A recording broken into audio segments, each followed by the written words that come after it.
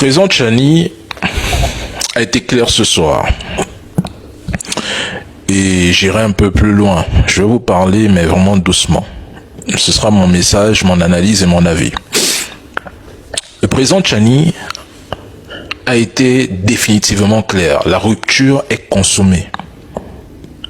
Je répète, si pour certains c'était encore dubitatif, si c'était pas encore clair, ce soir-là, la rupture, elle est consommée. Il n'y aura pas de marche arrière. C'est-à-dire que tant que Talon ou Ouattara sont au pouvoir, il n'y aura plus de marche arrière. La rupture est consommée. Il faudra comprendre ça de base. Commençons par sa phrase, qui est une métaphore animale, très calculée. Il dit: nous les avons suffisamment écoutés aboyer. Ils vont à leur tour nous écouter rugir. C'est une annonce d'un changement de posture stratégique. Aboyer ici signifie que Ouattara, Talon, bien sûr qu'ils font juste du bruit, bien sûr qu'ils sont agités, on ne parle que de menaces verbales, il n'y a pas d'action décisive. Et rugir signifie que désormais, pour le Niger, ce sera une question de domination. Je répète, il faudrait que les choses soient claires. À compter d'aujourd'hui, pour le Niger et pour l'ensemble des États de l'AES, rugir signifie désormais, pour ces pays-là, ce sera une question de domination, de dissuasion et de puissance assumée. Le président Tchani dit clairement: vous avez parlé, sanctionné, menacé, sermonné, critiqué, financé les terreaux. Vous avez même fomenté des coups, des tentatives de déstabilisation. Vous avez souhaité notre chute et notre anéantissement. Mais maintenant, en 2026, c'est nous là qui allons imposer le tempo. Et ce nous, c'est l'AES. Il faut bien comprendre son message.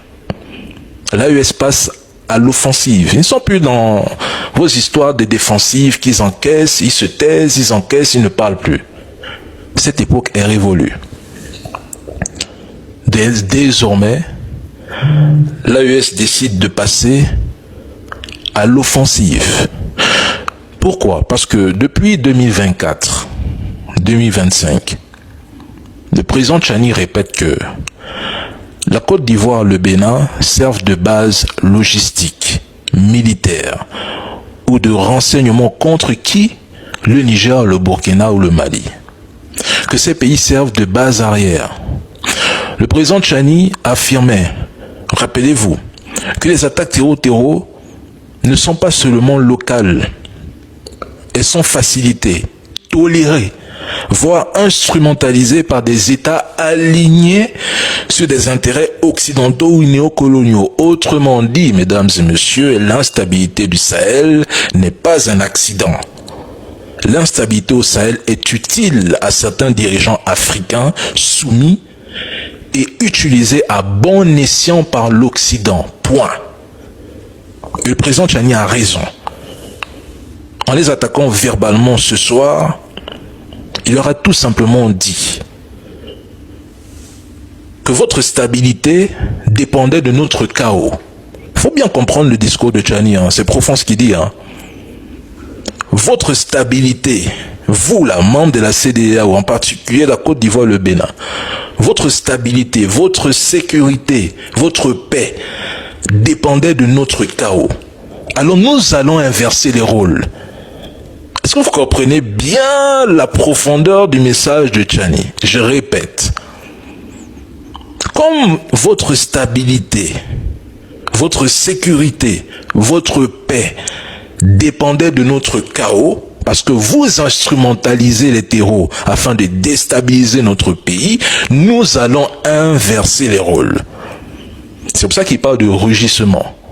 Le rugissement n'est pas forcément militaire, contrairement à ce que certains imaginent. Tchani ne promet pas directement une guerre ouverte, ni une invasion militaire avec des chars, ni des frappes directes. Non, non. Le rugissement ici, c'est la rupture diplomatique assumée et consommée. C'est la fin de la politesse institutionnelle. C'est la radicalisation du discours souverainiste et l'acceptation du conflit long. Fin. En clair, le Niger, le Burkina et le Mali, en 2026, sont prêts à encaisser. Ils sont prêts à encaisser. Maintenant, je vois des gens qui rigolent, ils ricanent, ils sont heureux. Ils disent, oui, mais vous ne pouvez rien faire, on va voir ce que vous allez faire. Mais vous êtes derrière des claviers, hein. Pour la plupart même, vous n'avez aucune réalité géopolitique de ce qui se passe au Sahel. Pour la plupart même, vous êtes en Europe, hein. C'est vos frères qui sont en Afrique, là-bas, qui pourraient subir en cas d'un conflit. Vous êtes là-bas en Europe. Vous êtes derrière vos téléphones cassés des années 2000. Vous n'arrivez même pas à changer vos iPhone 11. Pour certains et d'autres qui ont des Samsung des années 2006. Avec vos claviers pétés là. Changez quand même l'écran avant de critiquer ces dirigeants de l'AES. Vous passez votre temps à instrumentaliser vos frères qui sont en Afrique. À leur faire croire qu'ils devraient être la première barrière en cas de conflit. C'est vous, hein. La plupart des trolls que vous voyez sur la toile, là, vivent en étranger, ils vivent en Occident. Mais vous ne posez jamais une question. Vous ne vous posez jamais une question.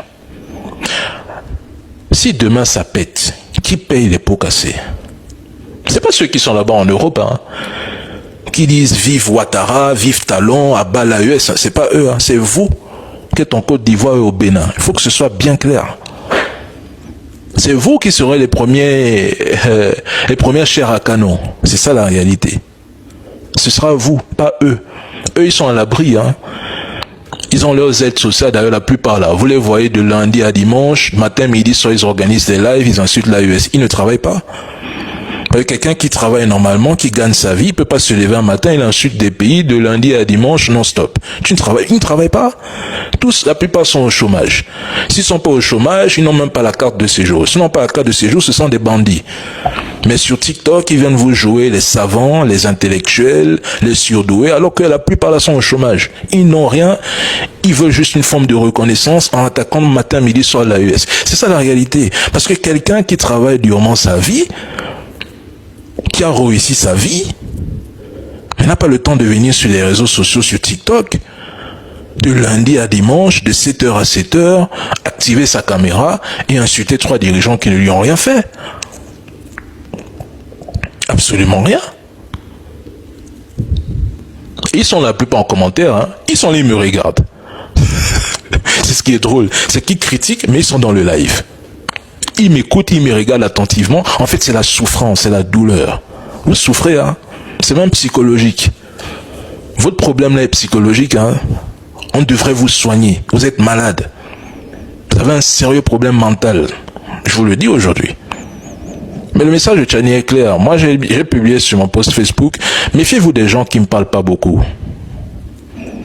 Parmi les 3 dirigeants de l'AES, tout le monde le sait, Tchani, c'est le seul qui me parle, même Assimi Goïta, hein, c'est les présidents qui ne parlent pas beaucoup.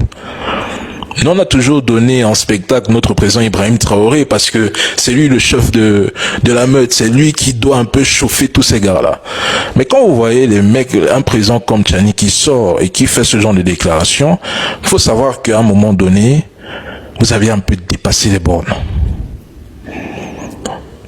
Parce que cette déclaration, si Tchani, le président Tchani arrive à faire cette déclaration, c'est qu'il y a tellement de preuves qui ne font que s'accumuler. Ils ont neutralisé certaines personnes. Il y a des enquêtes qui ont même déjà commencé. Personne ne sait ce qui s'est dit. Personne ne sait ce qui a été découvert. Personne ne sait ce que les théories ont dévoilé. Moi, j'ai essayé d'analyser l'expression faciale de Tchani. Tu sentais la colère. Il est en colère. C'est même pas la déception, hein. La déception, on pouvait la sentir au départ, dans les années 2023-2024, mais là, tu sens la colère. Et c'est ce que nous attendons aussi quelque part de l'AES. Parce que dans la vie, à force de croire que les gens devraient vous taper matin, midi, soir, et vous ne devriez pas répondre parce que ce sont vos frères, Mais ils vous prennent pour les derniers de la classe. Ils vous prennent pour des larbins. Ils se disent qu'ils ont la possibilité de vous manipuler, de faire ce qu'ils veulent et vous n'allez jamais riposter. Non, la soumission est terminée. C'est terminé. L'époque où les gens disaient oui, oui, non, sans réfléchir, c'est terminé. Et ce message tombe à pic. Rappelez-vous de ce qu'Ibrahim Traoré a dit. Et rappelez-vous aussi de ce que Assimi Goïta a dit, parce que tout leur discours, là, moi j'ai l'impression qu'ils se sont coordonnés.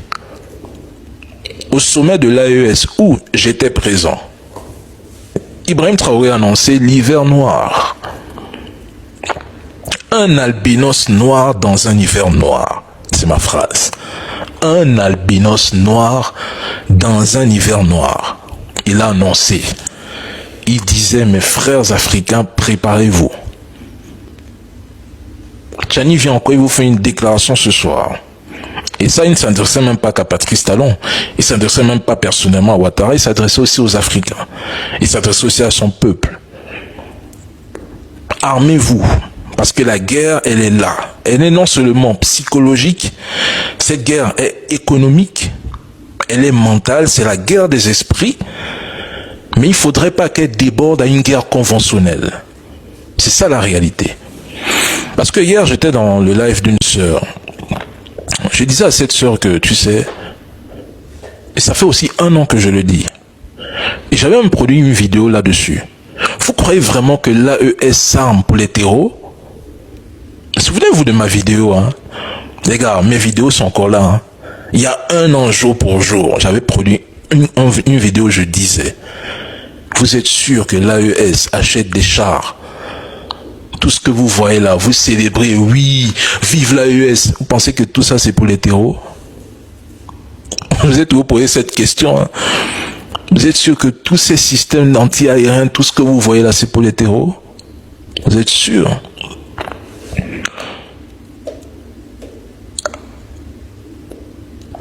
En fait, vous êtes sûr?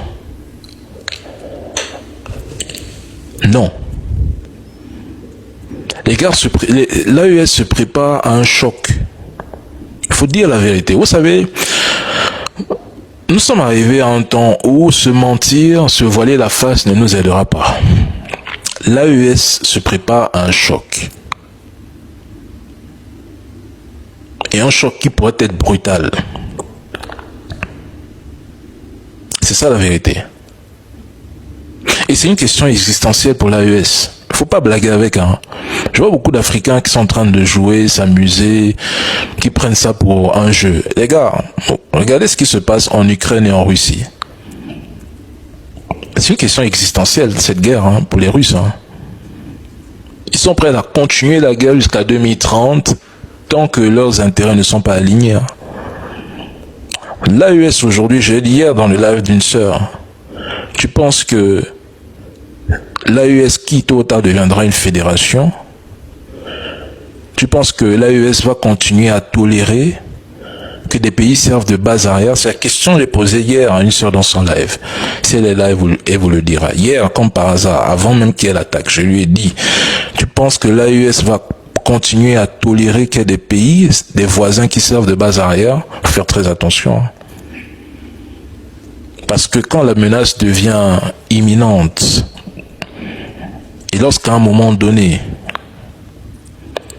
elle met à nu, ou du moins elle pourrait entraver l'existence même de l'État-nation, le pays doit se défendre. Mais c'est aussi triste dans le fond parce que on est en train de préparer l'Afrique à des guerres. C'est triste, mais c'est la vérité. On est en train de préparer des pays africains à des guerres. Il suffit de voir ce qui se passe en RDC, au Rwanda, au Soudan, en Libye, un peu de partout. L'Afrique est en train de se morceler petit à petit. Nous n'arrivons même pas encore à le voir, mais on le ressent. On nous prépare des guerres, et des guerres sanglantes. Ibrahim Traoré vous l'a dit avec l'hiver noir. Il faut vous préparer. Parce que l'Afrique est divisée, et c'est un fait. L'Afrique est divisée en deux. Aujourd'hui, en 2026. Il y a une Afrique pour les soumis, pour les néocoloniaux, ceux qui pensent que la solution c'est l'Occident, ceux qui ont accepté les pots de vin pour trahir leurs frères, des Blaise Compaoré, des Damiba. Il y a cette Afrique-là. Cette Afrique-là qui rêve que ce soit l'impérialiste le maître. Et il y a une autre qui est là pour la liberté, la souveraineté, qui est anti-impérialiste, anti-néocolonialiste, qui ne croit plus que le monde doit être dirigé par un seul pôle, qui ne veut plus d'hégémonie, qui a choisi la multipolarité. L'Afrique est divisée en deux, et ce sont ces deux parties aujourd'hui qui s'affrontent sur le champ de la communication. C'est ça la vérité. Vous allez voir des Africains comme nous, sur la toile aujourd'hui, qui nous agressent, qui nous attaquent, parce que nous critiquons le système que eux ils défendent. C'est ça la vérité. Mais je veux vous poser une question. Vous pensez que cette guerre communicationnelle ne va pas finir par les armes? Vous blaguez, hein? Bon, vous pensez que toute cette guerre que nous menons de manière communicationnelle, ça ne va pas finir par les armes? La guerre commence parfois de quelle manière? Les guerres les plus intenses, les plus brutales, parfois elles se déroulent à cause d'un compromis, je dirais, quel mot je pourrais emprunter ici? Parfois se déroule sur la base, j'aime pas le mot. Le jour où la US va sortir des preuves, mais de quelles preuves vous voulez encore? Mais les preuves sont visibles. Mais posez-vous une question. Que font des terreaux avec des motos, des armes lourdes, en plein 3h, 2h du matin, dans une zone stratégique qu'est l'aéroport, avec des drones prêts à attaquer? Mes frères, ils ont été pistés. On leur a dit de le faire. Ils ont été instrumentalisés. Ils ont été payés. On leur a dit où frapper. On leur a demandé à quel moment le faire. Est-ce que vous imaginez même les conséquences si cette attaque réussissait? Et c'est grave ce qui se passe au Niger. Hein? Tout ça à cause de l'uranium. L'uranium que ces Européens disent ne plus vouloir, c'est pour ça qu'ils sont en train de faire la guerre. Hein? Ces mêmes Européens qui vous ont dit que oui, mais nous on profère l'uranium du Kazakhstan. Mais l'uranium du Kazakhstan dépend de la Russie. Ça aussi, ils ne vous le disent jamais. Hein. Ils sont les premiers à dire que oui, mais le Kazakhstan est le premier pays à fournir l'uranium à la France. Nous, on s'en fout de vous. Mais vous ne pouvez pas tenir ce discours. Alors que l'uranium enrichi du Kazakhstan dépend quelque part de Rosatom. Donc si demain, vous, chers Européens, vous êtes devenus tellement russophobes que vous n'arrivez même plus à distinguer les russophones et les russophobes, vous qui détestez les Russes, si demain vous entrez en guerre contre ce pays, qui aujourd'hui nous a même rien fait, vous allez faire comment avec le Kazakhstan? C'est aussi ce genre de questions qu'il faudrait se poser, vu que c'est vous qui voulez déclencher les guerres de partout. Vous êtes en train d'investir près de 800 milliards de dollars en Ukraine pour faire quoi? La guerre dans les années 2030 à la Russie. Vous êtes en train d'investir des milliards de dollars dans la communication pour faire quoi en Afrique? Pour faire la guerre de communication. Pour mettre HS les personnes qui mettent à mal votre narratif. Mais tout ça va finir par les armes. Moi, je vous le dis aujourd'hui, moi, je suis fatigué de tourner autour du pot avec mes frères africains. À un moment donné, si les Africains ne comprennent pas qu'il faudrait s'unir, ils vont se faire la guerre. C'est tout. Et peut-être après cette guerre, les Africains vont s'unir. Parce que là, j'ai comme l'impression que c'est la seule voie que nous devrions emprunter.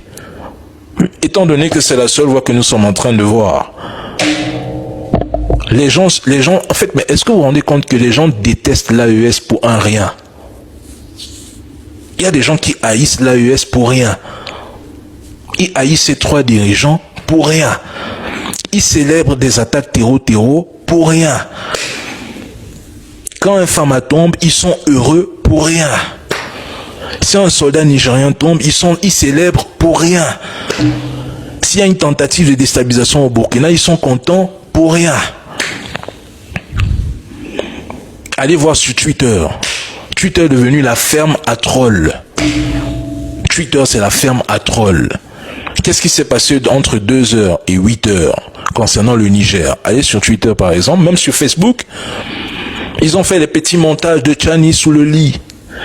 Tu vois même des médias dire que oui, mais si Tchani n'a pas été éliminé, qu'ils sortent alors faire un communiqué. Mais vous oubliez que lorsque vous avez mené votre attaque contre l'aéroport de Bamako, je pense que c'était en 2024, 2023, 2024, vous avez tenu le même discours. Quand Assimi Goïta n'était pas sorti. Vous avez dit que oui, mais Assimi Goïta, il est où? On a attaqué l'aéroport, c'est-à-dire qu'on l'a éliminé. Vous avez tenu le même discours avec Ibrahim Traoré ici, lorsqu'il y a eu des attaques dans la capitale. Je m'en souviens. Vous avez dit que oui, on a attaqué Ouagadougou, c'est terminé, Ibé est tombé, pourquoi il ne sort pas depuis 2 jours? Quand Ibé est sorti, vous êtes rentré dans vos trous. Ce matin, moi j'ai vu les publications où les gens viennent nous dire que oui, c'est fini, il y a eu tentative de coup d'État, Tchani est tombé, c'est des menteurs, le pays va mal. Tchani est sorti jusqu'à insulter vos présidents. Là, vous êtes encore rentrés dans vos trous parce que vous êtes des rats. Le rat sort lorsqu'il ne ressent pas une menace. Il grignote. Dès qu'il voit la menace surgir, il retourne dans le trou. Parce qu'on n'avait que ça à offrir, mes frères. Pourquoi vous n'êtes même plus des frères? Parce que tout Africain, pour moi, qui est contre le combat de l'AES, n'est même plus un ennemi. On peut un peu vous traiter d'ennemi. On ne peut même pas vous traiter d'Africain. Vous êtes des gens à abattre. Moi, je le dis clairement, on doit vous abattre. La traîtrise, pour moi, elle n'a pas sa place, en vérité. Tous les pays de l'AES, là, honnêtement, Burkina, Mali, Niger, vous devriez instaurer la peine de mort. Je pèse mes mots. Il faut des exemples à un moment donné. Trop, c'est trop. Parce que tant que vous ne prenez pas certaines personnes là, hein, vous n'en servez pas comme exemple, ça va continuer. À un moment donné, il faut frapper quand c'est encore chaud. Je vous le dis, hein. Il faut sévir. Et moi, je dis, ceux qui attaquent l'AES là, on ne les oubliera pas. Hein. Ce que vous oubliez, c'est que vous bavardez aujourd'hui, les archives restent. C'est ce qui est drôle. Beaucoup de gens adorent faire les retournements de veste. Mais là, c'est une question d'existence. On ne pardonnera personne. Nous faisons que noter les gens qui sont en train... Parce que c'est quand même triste à dire. Hein. Mais qu'est-ce que Tchani a fait aux Africains qui font en sorte que les gens le haïssent? C'est Bazoum, mais Bazoum ne reviendra plus jamais au pouvoir. Ça vous fait mal?